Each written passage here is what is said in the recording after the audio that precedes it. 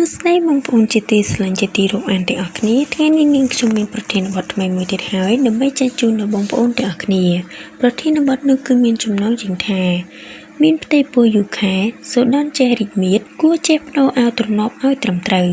មុននឹងយើងចូលដល់អត្ថន័យក្នុងប្រធានបទនេះសូមបងប្អូនទាំងអស់គ្នាកុំភ្លេចចុច like subscribe និងសញ្ញារូបកណ្ដឹងដើម្បីទទួលបានវីដេអូថ្មីៗបន្ថែមទៀតពី Channel YouTube របស់យើងខ្ញុំក្នុងអំឡុងពេលមានផ្ទៃពោះអរម៉ូនត្រូវបានផ្លាស់ប្ដូរជានិច្ចដើម្បីគាំទ្រដល់អំព្រិយលទ្ធផលនេះអាចបណ្ដាលឲ្យមានការផ្លាស់ប្ដូរទាំងទំហំរាងកាយខាងក្នុងនិងខាងក្រៅជាពិសេសសមាមាត្ររបស់អ្នកម្ដាយនៅពេលទារកក្នុងផ្ទៃមានអាយុកាន់តែច្រើនខែសមាមាត្ររបស់អ្នកម្ដាយក៏កាន់តែរីកធំដែរ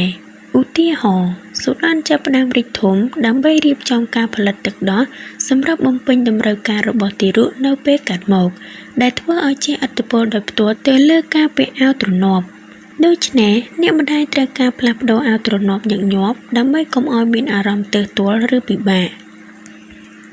ការជ្រើសរើសអាវទ្រនាប់ដែលសមស្របសម្រាប់អ្នកម្ដាយពេលមានផ្ទៃពោះចំណុចទី1ជ្រើសរើសអាវទ្រនាប់ដែលមានចន្លោះខ្យល់ចេញចូលបានល្អហើយសាច់ក្រណាត់ត្រូវធ្វើពីកប្បាសទើបទន់ស្រួលប្រើចំណុចទី2ទិញអាវទ្រនាប់ដែលមានខ្សែវែងបន្តិចដើម្បីងាយស្រួលក្នុងការបន្ធូរបន្ថយចំណុចទី3ចំពោះទំហំអាវទ្រនាប់ត្រូវតែធំជាងទំហំសូដនកុំឲ្យចង្អៀតពេកនាំឲ្យតែពិបាកប្រើចំណុចទី4ការផ្លាស់ប្ដូរទំហំសូដនត្រូវបានបែងចែកជា3ដំណាក់កាលដំណាក់កាលទី1នៅចន្លោះសប្តាហ៍ទី4ទៅទី12ដំណាក់កាលទី2នៅចន្លោះសប្តាហ៍ទី16ទៅទី24ដំណាក់កាលទី3នៅចន្លោះសប្តាហ៍ទី28ទៅសប្តាហ៍ទី36ហេតុនេះអ្នកត្រូវផ្លាស់ប្ដូរអាវទ្រនាប់ឲ្យសមស្របទៅតាមការប្រែប្រួលក្នុងដំណាក់កាលនីមួយៗ